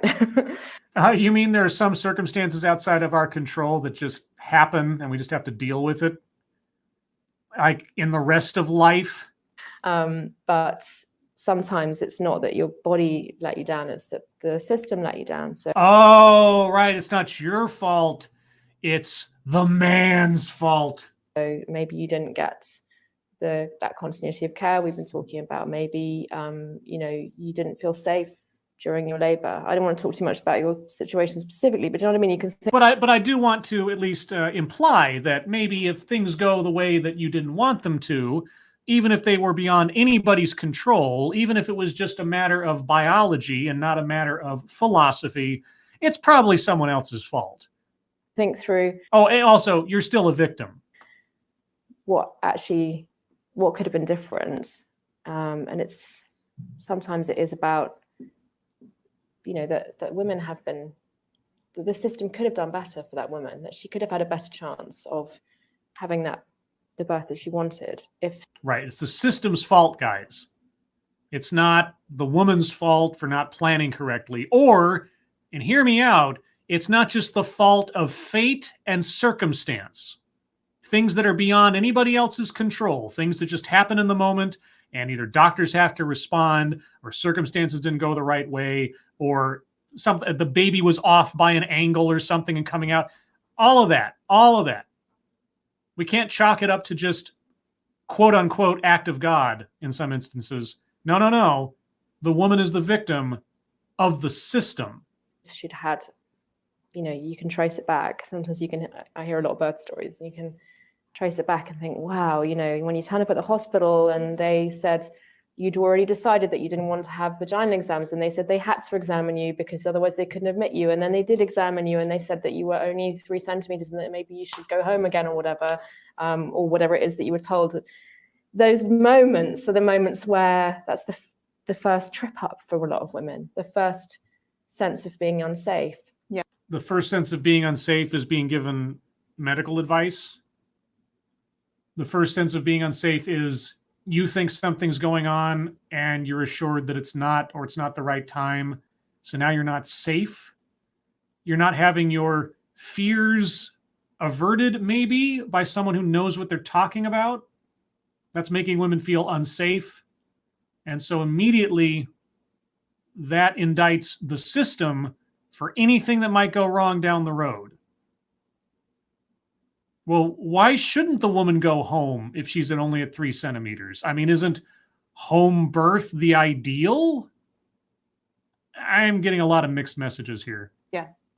At what point would you accept intervention or the view of a medical professional? Okay, and the sound is desynced again. Apparently at this camera angle, whatever camera they were using for this particular shot recorded the sound off. This is happening to me. If it is happening for you, I guess it doesn't really matter since it's just audio anyway, but it does bug me. That's a really $1 million question because it's circumstance. My dad used to say, circumstances alter cases, broken noses alter faces. But still, it's still the system's fault, right? It's just, circumstances, but no, it's the system's fault. Right. What springs to mind there? But it depends. It depends. On what's happening and what intervention you're talking about. I mean, obviously, you're not going to be no woman is going to be in a medical emergency and start waving my book around and say, no, I've read this book and I don't want you to come anywhere near. Unless they do, because you've been advocating for nothing less than the absence of medical oversight in birth since the beginning of this talk. And if nobody's going to be waving your book around in the course of birth or the birthing process, tell me again, of what use is your book? Women want a healthy baby. That is what we all want. We all want to get out of birth with ourselves well and our babies well, and we have our babies' well-being as our main concern. But I don't know if there's a but coming, but I'm assuming there's a but coming. So, I was wrong. A lot of what we're talking about here is not about emergency situations where you'd be very unlikely to want to challenge the views of a medical team who were advising you in a certain direction. Wait, so in emergency, quote unquote, situations, you wouldn't want to challenge the medical team, but in non-emergency situations, you'd want to challenge the medical team? Or were you talking about before about if you go back and follow all the steps? I mean, if you make a independent, non-medically advised decision early on in the process, and that ripple effects to causing problems down the road, is that the system's fault, or is that your fault? But there are a million other scenarios where you may want to take some more time to think, explore your options, ask more questions, get a second opinion. I don't think it's black and white. You can't say this is when you would and this is when you wouldn't. It depends on the individual person, how you feel, what you want. Yes, but we want to know how to give birth like a feminist. Like, give me the bullet points. What are the ideal aspects of giving birth like a feminist?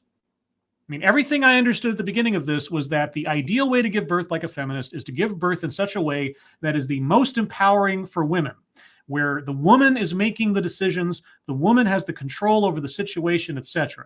And the most pinnacle way of doing that is where the woman is by herself without any intervention from science, especially from a man, any patriarchal system, independent of a midwife that at worst has a hands-off approach and is there but isn't doing anything, that just giving birth flat out, nothing else going on, that is the most empowering thing, because then the woman took control of the situation, she had all the say, and she had all of the consequences at her fingertips. That is the feminist way of giving birth.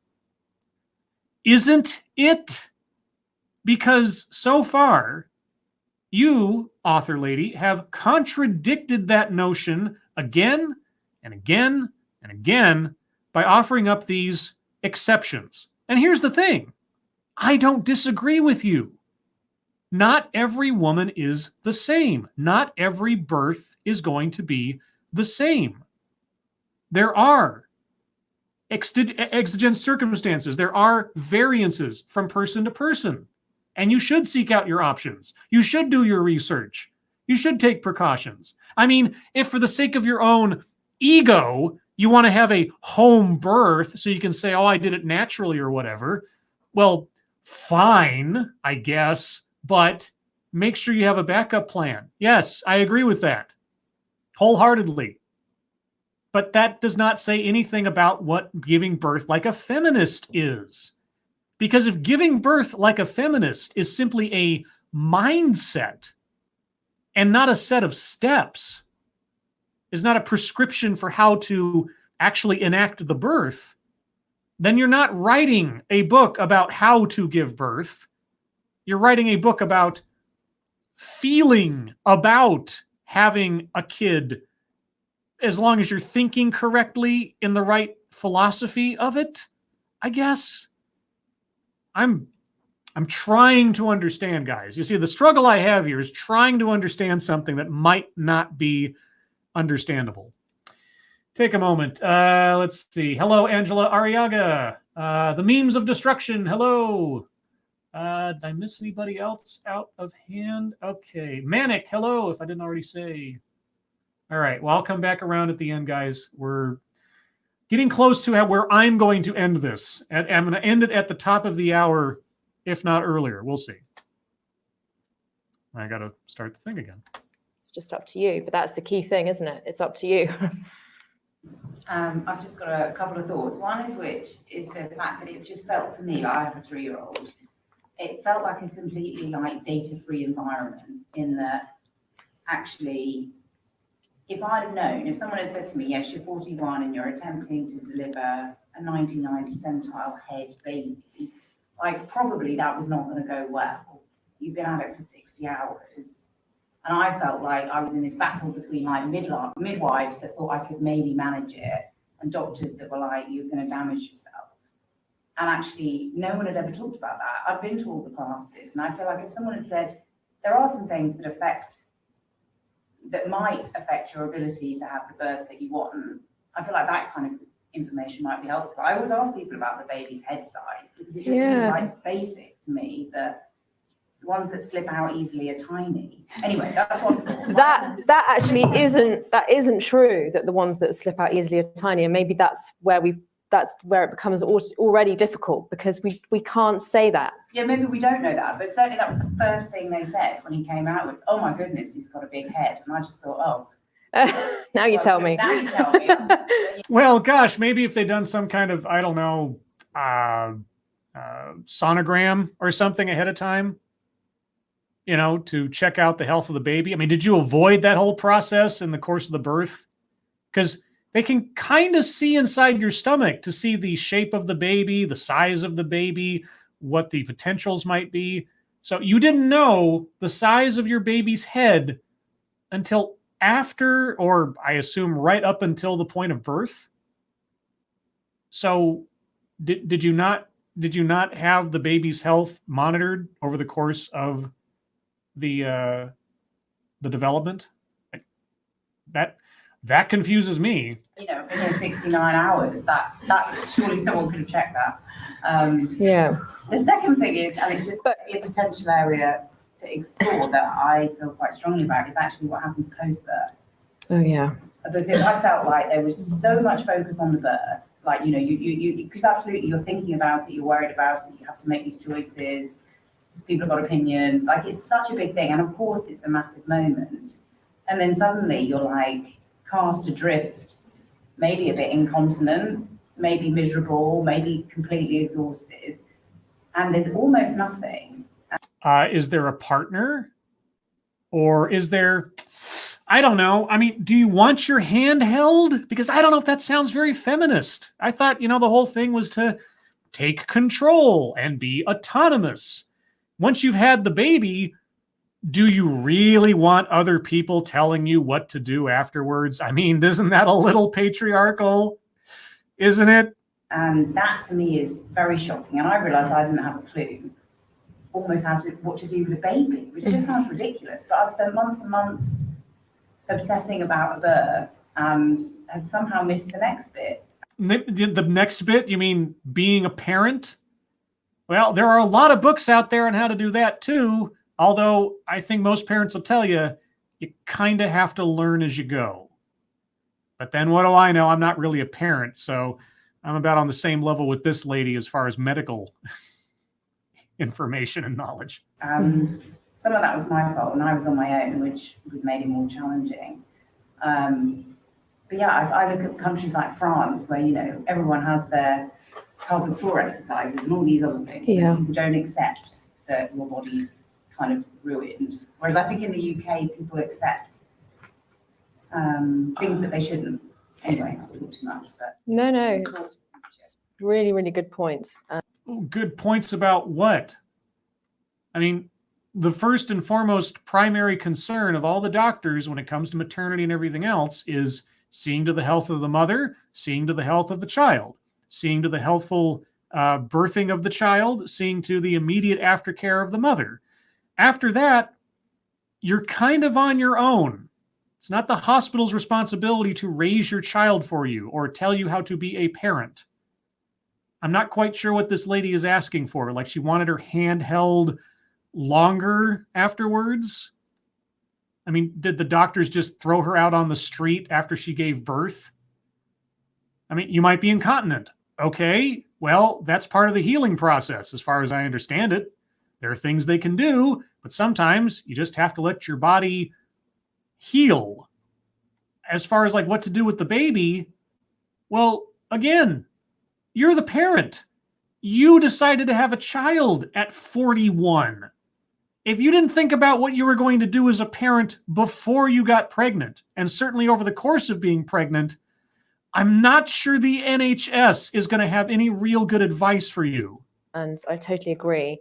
I think probably sort of interrelated points, just going back to your first point about big babies, there isn't definitive evidence that bigger babies are harder to give birth to. Some women give birth, well, what you could say is that some women give birth to big babies easily. Some women even, I've had big babies, and some women even say bigger babies are easier to give birth to because it's kind of like you've got gravity on your side, you've got more sort of oomph to them. But by the way, guys, remember, I am in no way a medically trained professional. I just wish that before she talks, at any point in this, that when she mentions medical studies or the process or statistics, that she would put that caveat, because at no point, now, for all I know, maybe there's something on her resume that says elsewise. It's possible. I don't know. I haven't researched this lady, but at no point in this did she ever bring up having a medical degree. She made a point to say that she was a doula at one point in her life that was not medically trained. So she doesn't know what she's talking about. She's referring abstractly and without citing them studies or anecdotal remarks or something. It's brilliant, brilliant. So the world is divided, and there isn't. So it's not like anyone could clearly say, "Well, your baby's this size, therefore you should definitely have a cesarean." However, if you were in labour for that long, like we were just saying in answer to the lady in front of you's question, sometimes you need to go back a bit and say, "Well, where did things? It shouldn't have got to that point." Yeah, maybe like not having a child at 41. I mean, I don't want to tell anybody what to do with their bodies, but if they say it's unadvisable for a woman of that age to start having children, there might be complications that wouldn't necessarily occur to someone younger. maybe that was the point. Maybe that was the decision point that led up to a 63-hour labor. Maybe. Where did things begin to be difficult, or were there other points earlier on where there could have been, maybe you were on your back? I don't know, because I don't want to pick over the bones of your story, because I know that birth stories are so powerful. Well, that is a convenient dodge. I don't want to get into the specifics of your story because they're so powerful and so. Is she going to say so personal? But maybe there were points where that things could have been done differently. You could have had different support that might have made your birth more straightforward, and maybe it wasn't all down to the size. It was down to the system. And then going forward into your second point about postnatal support, I think that's just, I completely 100% applaud what you said, and we do need much more focus on women postnatally. Lovely Megan, who just said, nobody's actually asked me if I'm okay. And everybody resonated with that so much, didn't they? Because God, that's just so how you feel as a new mum, is everyone says, how are they sleeping and all of that kind of stuff, and are they a good baby? But you don't very often get asked if you're okay. So we have a huge problem with. So wait a sec. We spent a whole segment of this talk where words matter and the phrases used in medical jargon to illustrate things from incompetent cervix to, I forget what the other one was. But now you want people to ask the mother if she's okay. I mean, do you want people to assume the woman is not okay? That she wasn't able to go through this miracle of birth with all the strength and autonomy that a good feminist should have? I don't know. Do you want people to worry over the mother and, condescend to her like that? Because, words are powerful things. Postnatal mental health, huge problem with postnatal physical health, not enough follow-up, not enough information.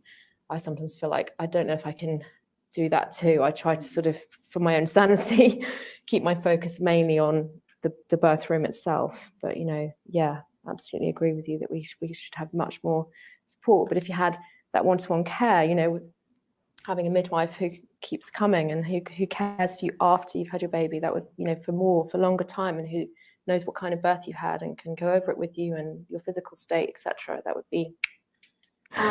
Okay, and again, I'm not going to argue with the notion of continuity of care with a familiar provider, whether it's midwife, doctor, or otherwise. There are benefits to that, obviously. You're not having to re-explain things to somebody, and you're not having to risk maybe missing something or forgetting something that someone else is referring to a file on versus they actually talked to you and saw you through it. I'm fine with that. That's a perfectly valid argument. It's not always available, obviously, and with the NHS, I can only assume it isn't always available, but sure, that's a healthier way to do it sort of psychologically and through the process. But at a certain point, short of being diagnosed with some ongoing problem as a result of the birth, some medical condition or postpartum depression, that kind of thing that happens, you're kind of on your own because you've given birth to your baby, and now it is your baby to raise. It is your life to figure out how to rearrange it around raising the child. Not everything's going to be covered for you, right? Not everyone's going to have an answer for you. If we're talking about medical situations, the consequences of having a birth and some medical complications can happen after that, that's different. That's why you go to the doctor, try to get those taken care of, or at least set you on the correct and best path towards healing. But outside of that, I'm not quite sure what support this lady's looking for. A midwife is not going to help you raise your child unless you're going to start hiring nannies to raise your kids for you or something, because you just can't handle it. But why wouldn't you be able to handle it? I mean, you're a fully autonomous and independent feminist woman, right? Okay, guys, I know that there's still several minutes left on this, but we're coming up on the top of the second hour, and I have had my fill. So I went into this, as I hope you did as well, curious, what is the feminist way to give birth? Or how do you give birth as a feminist? I didn't hear a single detail about how that is supposed to work. I heard a woman who's written now 2 books, I assume, or at least 2 books, who runs some kind of positive birthing action network that, as I called it earlier, copyright Scribe Light 2019, prenatal Amway. But nothing here gave me an answer. Or the answers given, if they were answers, are completely contradictory to what was presented earlier. I mean, you need to have a woman who is autonomous in her decision makings regarding her child and her birth, who can have the birth that she wants to have, that natural birth is an ideal, that a loving, community-based, wise women at the hand birth, like in ancient times, is a more ideal scenario than what we have today, which are these cold and sterile and controlling medical environments where they tell women what you can and cannot do, and the woman can't make a decision for herself, and the language used on the medical forms, like incompetent cervix or saying good girl and things like that in the process, are bad. But what we need to do is make a plan so that if something goes wrong at your home birth, you still have a hospital to fall back on.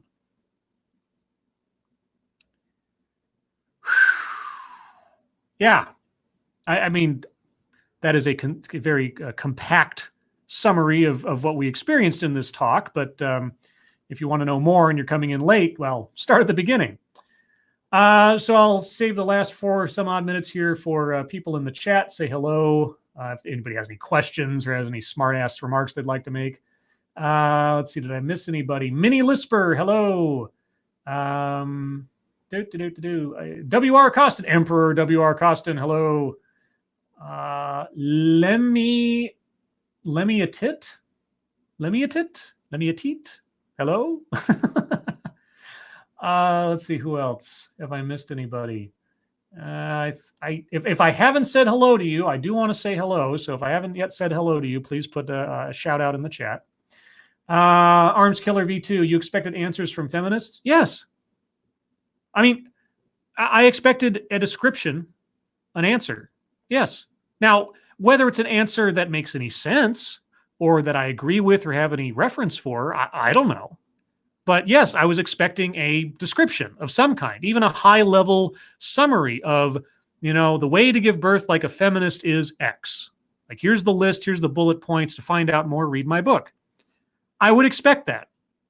Now whether or not it makes sense to me, whether or not I agree with it is beside the point. I wanted to find out if there's a book that says how to give birth like a feminist. I wanted to find out, how does one give birth like a feminist? And yet, everything we've gotten here has been so generalized or contradictory or either edging on the realm of common sense to just buffoonery, depending on which instance we're talking about. I didn't get any answers. So yes, I'm disappointed.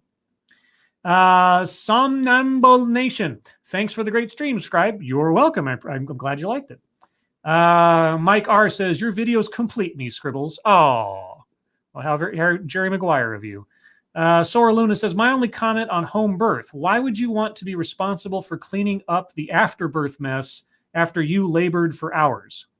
Well, you see, Sora Luna, cleaning up the remains of your own birth, being the one to stand alone in the entire process, is empowering. I mean, why would you want to put the responsibility of your birth and the contents of your body into the hands of anyone else? That way, you can look back on the birth and say, I did it all by myself as an autonomous, independent woman, absent the oppressive force of patriarchal obstetricians. Milkman Dan, thanks, Scribe. It scares me these people exist, but like G.I. Joe, knowing is half the battle. Actually, knowing is a continuing source of disappointment for me, but to each their own. Let's see. Chat jumped again. Amanda Wolf, some of these crazy SOBs eat the afterbirth, Yeah, they eat the placenta. I've heard that has happened before. Goes back to nature. eventually. Blech. Sora Luna says, Scribe Light, and that is why I love you. Well, because I'm promoting women clean up their afterbirth. I mean, if they want to be a real feminist, after all. Let's see. Dragon Maid says, some of the people you covered give me a headache. Yeah, I get it. And I've got a lot of that from people. Like, they can't get through like 3 or 4 minutes of my videos because the subject matter, the person talking, is just insufferable. But I've said it before and I will say it again. I am doing my best to not allow myself to completely live in a bubble, because these days with social media and, you know, being cloistered in your room with a computer, it's very easy to become inside a bubble and hear only opinions that you want to hear or that are pleasing to you. And so, painful as it is, I see looking at videos like this and the other ones that I've done on my channel as a forced attempt on my part to ensure that I'm not constantly surrounded by ideas or notions that make me happy inherently. I want to hear what other people are saying, especially those on the fringe, because, you know, the ideas on the fringe, if only slightly diluted, can become the mainstream in short order. We saw this happen with a multitude of subjects in the last 5 or 6 years. So if this lady and whatever she is promoting or however she is thinking is just sort of the canary in the coal mine for some movement or some notion that's going to come down the pike that is maybe less baffling, but still based in non-science to become part of the a national dialogue on birth, well, at least I'll have a reference point. You know, that's kind of how I look at it. Thank you, Non-Vitae Rex. Feminists really do look at everything through the lens of power, even childbirth. Sure. And I'm not going to deny, you know, the process of going through a baby developing inside of you, going through all that, giving birth, and then taking care of the child, this entire process from beginning to end really is a testament to a woman's ability to become a mother. You know, and even women who cannot give birth, who raise a child, that is something. I mean, if you raise a child and they are happy and successful and everything else, that is empowering. That is something to be proud of. I'm not going to deny that. But advising women that they need to not necessarily listen to their doctors, or that somehow their natural female makeup informs them ahead of time on what they do and do not need to give birth safely. I don't know. She didn't come that close to being that hard line about it. Obviously, she put in plenty of exceptions and everything that essentially negated having an actual philosophy on this and just giving a bunch of, you know, common wisdom, let's say. But there are people out there who believe that kind of thing. You know, there are people out there who swear off any kind of medicine, either for themselves or their children or their births or anything else, you know, anti-vaxxers and so on. So she didn't come close to that, but she was feeding into that a little bit, which is not, you know, doesn't really please me, but there you go. Anyway, guys, thank you all for coming out and joining me on this magical adventure. I hope in some way, shape, or form you've learned something, either about birthing or feminism, or I don't know, how to listen to someone speak and then compare what they've said to what they've said previously to see if those things match up. Because critical thinking, in one way or another, is always better than following a book telling you how to give birth like a feminist. So, everyone, thank you so much for coming out. Hope you have a good rest of your weekend. Hopefully I'll hit the right button here and not just leave the studio instead of ending the broadcast like I did the other night on Lords of the Night. But yeah, be sure to look out for me, Satsu 2 Cents, and Ranting Monkey tomorrow night on Satsu's channel for Lords of the Night. And elsewise, everybody, take care